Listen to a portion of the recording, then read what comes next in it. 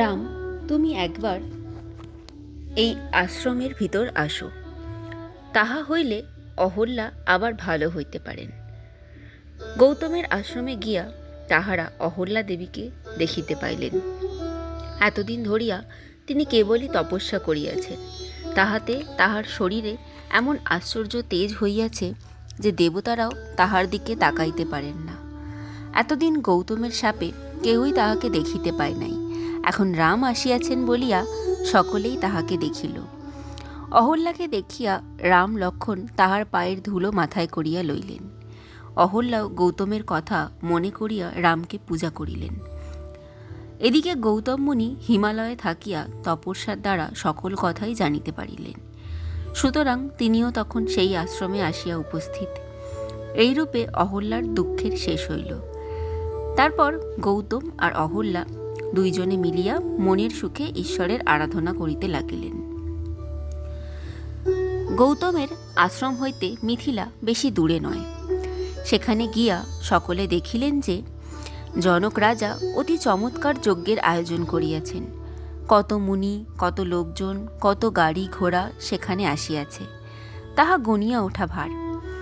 বিশ্বামিত্র তাহাদের থাকিবার জন্য সেই ভিড়ের এক কোণে একটি নিরিবিলি জায়গা খুঁজিয়া লইলেন। ততক্ষণে রাজা জনকও খবর পাইয়া বিশ্বামিত্রকে আদর করিবার জন্য সেখানে আসিয়াছেন, সঙ্গে তাহার পুরোহিত শতানন্দ মুনি।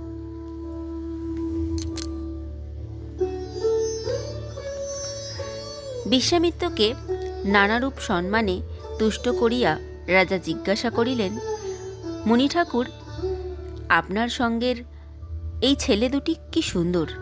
আহা, যেন দুটি দেবতার ছেলে। এ দুটি কোন রাজার পুত্র? আর কি জন্য এরা এত কষ্ট করিয়া এখানে আসিয়াছেন?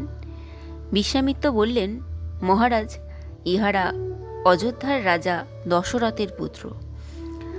সিদ্ধাশ্রমে রাক্ষসদিগকে মারিয়া তারপর গৌতমের আশ্রমে অহল্যার কষ্ট দূর করিয়া এখানে আসিয়াছেন। এখন ইহাদের সেই শিবের ধনুক দেখিবার ইচ্ছা। জনকের পুরোহিত শতানন্দ মুনি গৌতমের বড় ছেলে।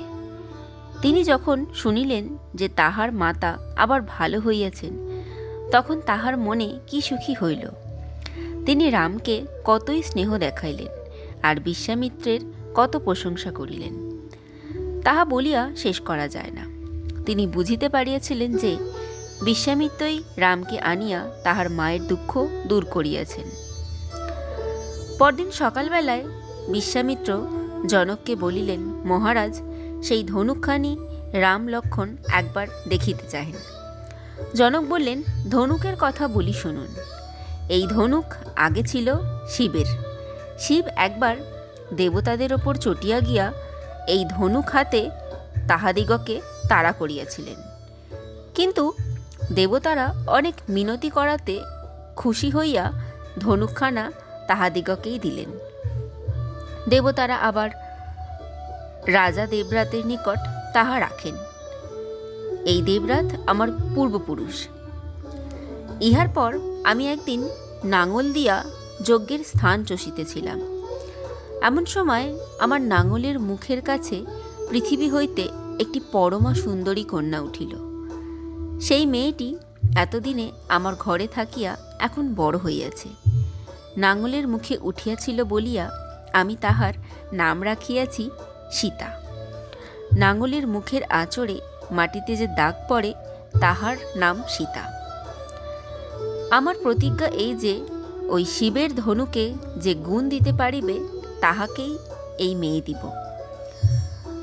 তারপর কত রাজা আসিয়াছে, কিন্তু তাহারা ধনুকে গুণ দিবে কি তাহা তুলিতেই পারে না। তখন তাহারা ভয়ানক চটিয়া গিয়া আমার সহিত যুদ্ধ করিতে আসিল। আমি অনেক কষ্টে দেবতাদের সাহায্য লইয়া শেষে শত্রুদিগকে তাড়াই। এখন সেই ধনুক আমি রাম লক্ষ্মণকে দেখাব।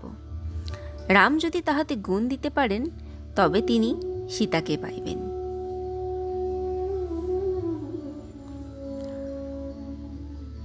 তখন জনকের হুকুমে ধনুকখানা বাড়ির ভিতর হইতে বাহিরে আনা হইল। 8 চাকার গাড়ির উপরে লোহার সিন্ধুকের মধ্যে ধনুকখানি রহিয়াছে। তাহা টানিয়া আনিতে 5,000 জোহান কাহিল। রাম সেই ধনুক দেখিয়া কহিলেন, এটাতে গুণ দিতে হইবে নাকি? বিশ্বামিত্র আর জনক বলিলেন, হাঁ। এত বড় ধনুক তুলিতে রামের একটু কষ্ট হইলেও তাহার নিন্দার কথা ছিল না। কিন্তু কষ্ট হওয়া দূরে থাকুক, বরং সে কাজটা তাহার খুব সহজই বোধ হইল। সেই ধনুক তোলা, অমনি তাতে গুণ চড়ানো, তারপর গুণ ধরিয়া এক টান দিতেই ধনুক ভাঙিয়া একেবারে 2 খান। এমনি সহজে রাম সেই ধনুক ভাঙিলেন। কিন্তু রাম তাহা সহজে ভাঙিলেন বলিয়া তো ধনুকখানি সহজ ধনুক ছিল না।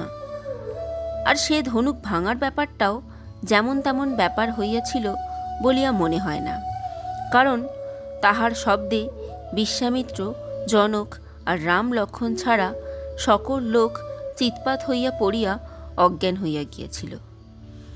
তখন জনক বলিলেন, রামের গায়ে আশ্চর্য জোর, এমন আর কাহারও নাই। আমি ইহার সহিত সীতার বিবাহ দিব। তখনই পত্র লইয়া দূতেরা দশরথকে আনিতে অযোধ্যায় চলিল। দশরথ তাহাদের মুখে সকল কথা শুনিয়া আর বিলম্ব করিলেন না। পরদিনই বশিষ্ঠ